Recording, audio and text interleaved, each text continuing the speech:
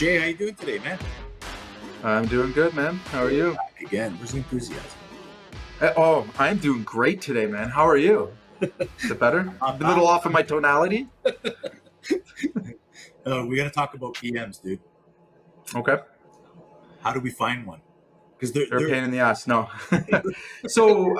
Great question. I get this a lot, actually. And I think a couple of things just to kind of, before we start that conversation, where I see a lot of mistakes being made is not understanding like the different roles, not being very clear. So a project manager in like, let's say, a construction company building homes is not the same as a project manager in, let's say, a tile company laying floors, right? We can agree on that. Okay. They're gonna have slightly different roles, and they're gonna be dealing with more micro problems in in certain settings versus like major problems in others, right? Yeah, I get what you're saying. So Yeah. here's really what I mean. Like if you're managing 8 trades on a job site, all right, in a project manager setting, or you're maybe asked to manage contracts, or you're asked to there's levels to a project manager. Okay. I feel like a lot of contractors actually really need more of a coordinator more than a project manager. And a coordinator is somebody that's going to coordinate their jobs for them, get things to run on schedule, and be more hands-on with the crews. Okay. Almost like a foreman, but like in between a foreman and a project manager. Communication between site and office. You got it. So they're basically the running in between that. Now, a project manager to me is almost primarily office. Like they're negotiating deals, they're setting up projects, budgets. Like they're more in the finance. Like they're really managing the whole structure of the projects. And very rarely are they kind of making their way to site. Like again, their job's not really to be there, and like they build relationships. They're plowing ahead 3 months, 4 months, 6 months. Like again, they're shaking hands and getting deals done, and kicking jobs off, getting projects set up, like doing all the logistics, all the behind the scenes stuff. In my opinion, right now, again, the funny thing about this is that the role can be completely different company to company, and I think that there is really an important opportunity here for anybody that's thinking that they need a project manager to, first of all, let's get defined exactly what tasks need to be covered. Which ones don't you want to do that you feel fall into that role, right? So if it's strictly scheduling crews, getting material to site, getting, the subs started, that's not a project manager. All right. That's a project coordinator. That's right. And you would be better off going that route. First of all, it's going to be more economical. Like a good project manager, I mean, they started about 120K and up, right? But they can handle a lot more. Like they're more executive role, right? Right. So again, they're handling both sides of the scenario. They're taking everything from the sale being sold all the way to completion and beyond, right? So whereas a project coordinator, they're gonna work on a project by project basis. They're gonna schedule, like I said, crews, logistics, material, and again, really, guys should start off more with the coordinator than the project manager. In my humble opinion, my experience. Sounds like a lot of people can stay there. For sure. No, absolutely. And again, I have a lot of companies in my business. We have one PM, and we have a bunch of coordinators, right? Like that's just way easier for us. Yeah. We don't need to have 4 or 5 PMs running around. We have good job site foremen, and really it depends on where your strengths and weaknesses are, right? So some companies have a very difficult time finding responsible on-site foremen, right? They come and go. That role seems to be sort of a revolving door for some companies. Not all experience that, right? So in that situation, again, you're having somebody that maybe can step in and play that role. Do you want this person to be on the tools? Because I mean, if you're paying someone 120K a year, you can't afford to have them on the tools, right? The second that happens, you start bleeding cash, right? So, I mean, being clear about that. Do you need just an on-site good foreman, right? That might be, again, confused sometimes with a project manager. And it's important that whatever the role is going to be in this PM is that it's crystal clear. Okay. So tasks, responsibilities, way we're going to measure it, all of those things have to be really clear, even to write the job description, even to write the job ad. that you might use. Okay. Because if you're off in that and you're unclear on what exactly it is this person will do day in, day out, and you don't necessarily have the systems even or the infrastructure to bring somebody in, even for as a coordinator, like if you don't have project management software that's going to allow them to actually do their job that you can train them on and standardize, you're going to have a very, very hard time filling that role. And again, I get that question, like, I can't find a PM, I can't find this, from companies that tend to have really bad systems, right? Where really bad processes or haven't really thought about it. And they're kind of just trying to fill gaps with people, right? And that's probably the most dangerous and the highest turnover, and like what our industry is most known for is just trying to, fit the round peg in the square hole, right? Where we take somebody from, maybe that was, on the tools last week and try to make them into the project manager with no training, no systems, and what happens? It just falls down. And then they go, oh, well, I can't find good project managers. Did you even know what you were looking for? Like what qualities or what personality type they would have? Like, again, and I made this mistake when I started out. And I'll be honest with you, the project manager that I imagined in my head was like me. And that was a recipe for disaster, because as much as I thought that I had good control of the jobs and stuff, I did not. And I was not as good as somebody who was more, disciplined and more about process and procedure. I can create things and operate things. And again, I'm good at, doing the day-to-day grind, but that's not what a CEO does. Right. So when I started to look at people that were maybe not people I'd go out and have a beer with, you know what I mean? Like the project managers that I hire now are like my accountant, they're not necessarily, the most exciting people in the world, but they're driven by process. They're driven by procedures. They're driven by structure. They're driven by systems. All right. Where I'd be excited and I would pick it up very quickly, but it would be difficult for me to be happy in that position for a long period of time, because there's not enough, new and, not enough challenge at a certain point when you've mastered it, where there are other people in this world that absolutely thrive in those environments, and that's okay. Right. So realizing that, hey, you know what? My first mistake is hiring people like me for that role. Right? Don't hire people like you for a role that you wouldn't be happy in. Right. And that creates that first kind of hurdle, is the bias. And I feel I've been into companies lots of times where they continuously make the same mistake in hiring for this role over and over again. And I'm living proof of it, where, probably for the first 10 years, I kept hiring people, family members even. Oh, well, they must think like me. Right. And no, bad. Don't do that. All right. Don't do it. You've got to really think the roll through, and for both sides, because you got to bring in somebody new into your world. That's hard. Okay. It's hard for you to adapt. It's hard for them to adapt. All right. And even if you do find somebody good, let's say you got lucky, and some people, they do get lucky and find knock it out of the park, number 10, 10 out of 10 project manager. But then they let them down, and that project manager eventually over time, is surrounded by, garbage, right? And they just end up leaving for a better place. Yeah. Right.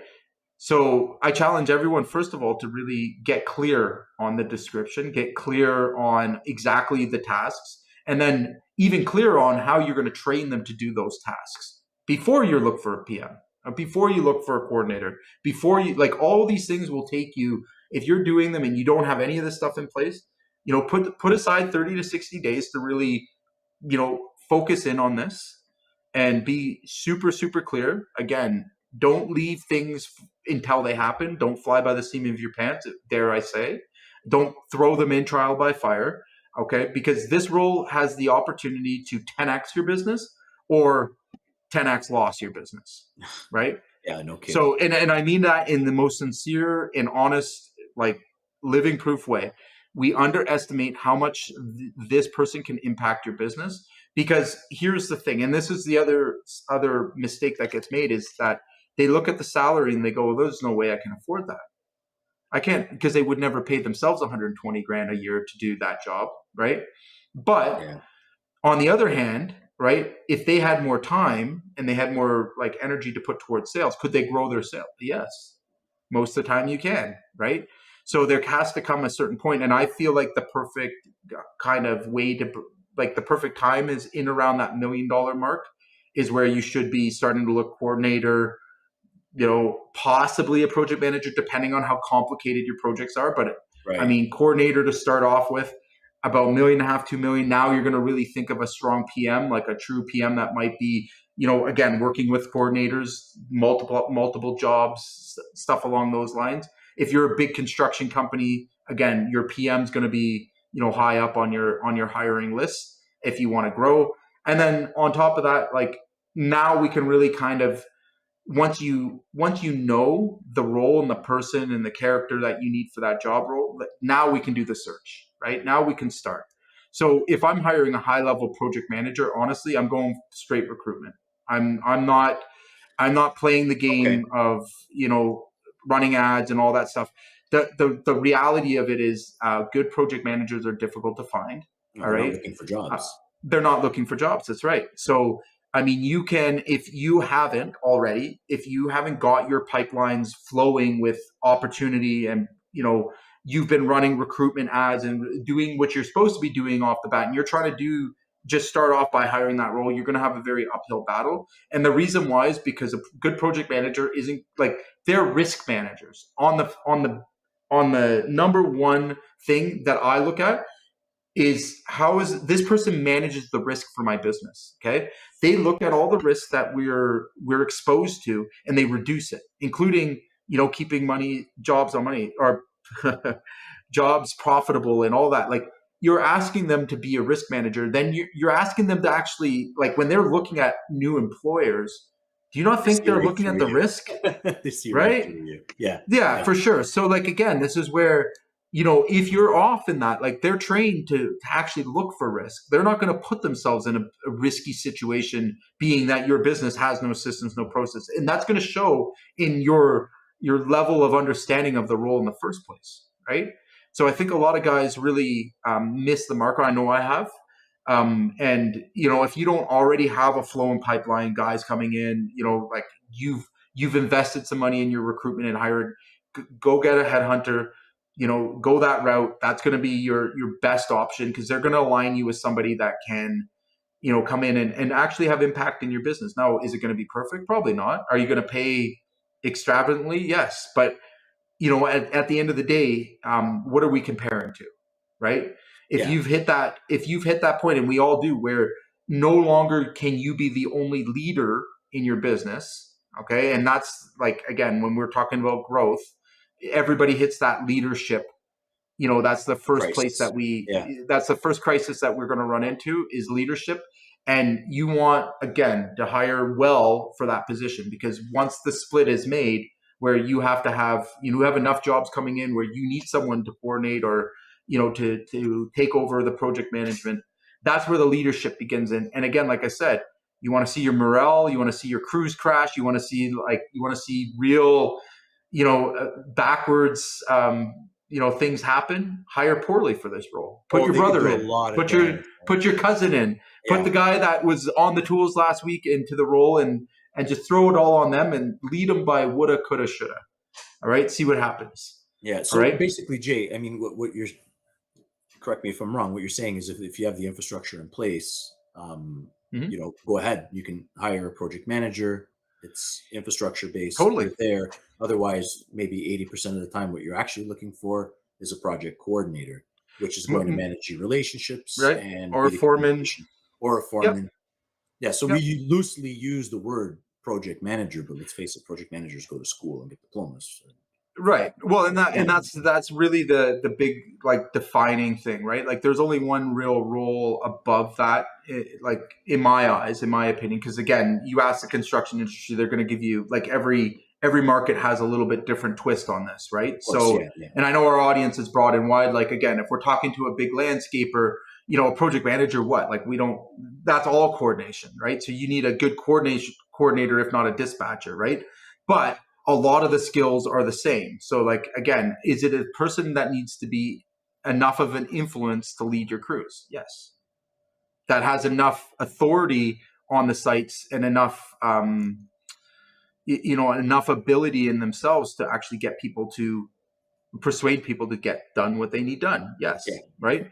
So you're not looking for that person that's passive or, again, the guy that's maybe great on the tools, but sucks at being a leader, or that, fails under pressure. You're looking for somebody that's just really steady and like is logical based in their thoughts, right? They're process driven, they're systems driven, their emotions are very separated from, the day to day, more on set on the on getting the process or the procedure done. Yeah, Right. and relationship management. Like, there's nothing For worse sure. than having to clean up after relationships are damaged. That's one of the hardest Yep. things to repair. Absolutely. So yeah, I mean, and then in terms of the places to find them, again, the real secret here is the better and better that you get all the supporting roles nailed down, and the more that you understand that like your recruitment and your hiring is just as important, if not more important, than your marketing and sales. When you make that connection, and I hope everybody does, because the reality is it's harder to find a PM or a project manager than it is to find clients. All right. Now, again, on average, you're looking at 30 to 90 days of like hard recruiting and lots of interviews, and if you're doing it properly.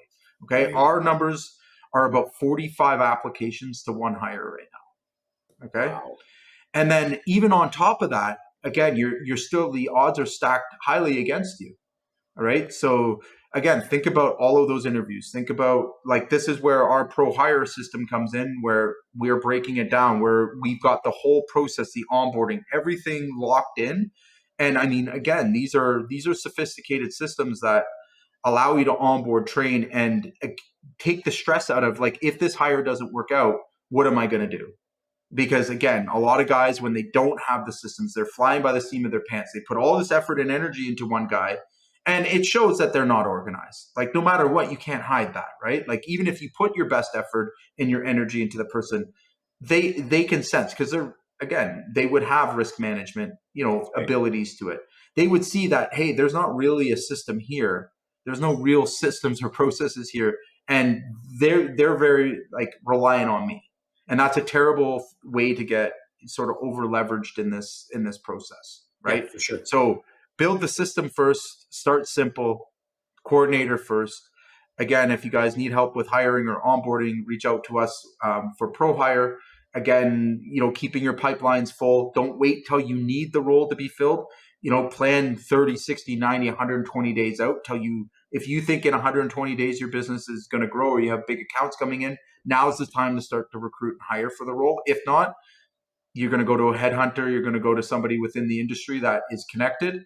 And again, there's lots of those guys out there, and you're going to pay a significant premium for those hires. So again, these are all things to kind of consider when we need to make that hire.